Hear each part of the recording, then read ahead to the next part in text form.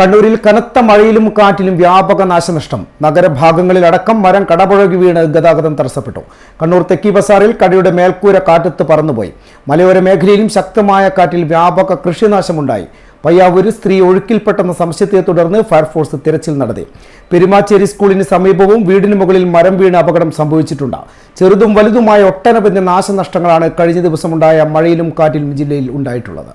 കുറച്ച് ദിവസത്തെ ഇടവേളയ്ക്ക് ശേഷം കണ്ണൂരിൽ പെയ്ത കനത്ത മഴയിലും കാറ്റിലും വ്യാപക നാശനഷ്ടമാണ് ഉണ്ടായത്. മലയോര മേഖലയിൽ ആഞ്ഞടിച്ച കാറ്റിൽ 30ഓളം വീടുകൾ ഭാഗികമായി തകർന്നു. ചില വീടുകൾ പൂർണ്ണമായും ശക്തമായ കാറ്റിൽ മരങ്ങൾ കടപുഴകിയും വീടുകൾ തകർന്നിട്ടുമുണ്ട്. ഉളിക്കൽ തേർമല ഭാഗത്താണ് കൂടുതൽ നാശനഷ്ടമുണ്ടായത്. നിരവധി കാർഷിക വിളകളും നശിച്ചു. കണ്ണൂർ തളിപ്പറമ്പ് ദേശീയപാതയിൽ മരം കടപുഴകി വീണ് ഗതാഗതം തടസ്സപ്പെട്ടു. പയ്യാവൂരിൽ സ്ത്രീ ഒഴുക്കിൽപ്പെട്ടെന്ന സംശയത്തിൽ ഫയർഫോഴ്സ് തിരച്ചിൽ നടത്തി. കണ്ണൂർ തെക്കി ബസാറിൽ ശക്തമായ കാറ്റിൽ കടയുടെ മേൽക്കൂര പറന്നുപോയി. മഴയ്ക്കൊപ്പം കാറ്റ് വീശുന്നതാണ് നാശനഷ്ടത്തിന് കാരണം. ദേശീയപാതയ്ക്കായി മണ്ണെടുത്ത സ്ഥലത്ത് മണ്ണിടിച്ചൽ ഭീഷണിയും നിലനിൽക്കുന്നുണ്ട്. കണ്ണൂർ നഗരത്തിലും വിവിധയിടങ്ങളിൽ മരങ്ങൾ പൊട്ടിവീണും വൈദ്യുതി കമ്പികൾ പൊട്ടിയും നിരവധി അപകടങ്ങൾ ഉണ്ടായിട്ടുണ്ട്. പ്രദേശത്ത് വൈദ്യുതി ബന്ധം പുനഃസ്ഥാപിക്കാൻ ഏറെ നേരം വൈകുകയും ചെയ്തു.